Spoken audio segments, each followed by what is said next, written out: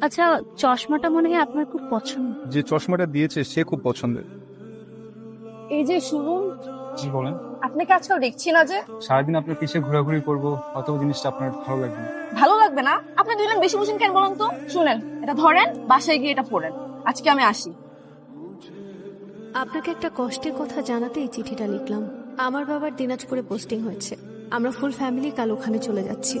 আমাদের শেষ দেখাটা সারা জীবনের স্মৃতি করে নিজের কাছে রাখতে চাই। যদি সম্ভব হয় তাহলে বিকাল 3টায় রেল স্টেশনে আসবেন। তারপর আপনি কি আপনার মাসিকে পেয়েছিলেন?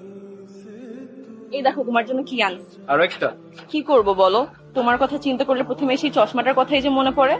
চারশো আমাকে পরিচয় করে দিই। এটা হচ্ছে পারিয়া স্টেশনে পরিচয়। হাই, আমি মেহজাবিন আক্তার। ও, আপনি তাহলে সেই মাইশা। আচ্ছা, তারপরে আপনি আপনার মাসিকে খুঁজে পেলেন কি করে? তারপরের ঘটনা আরেকদিনের জন্য।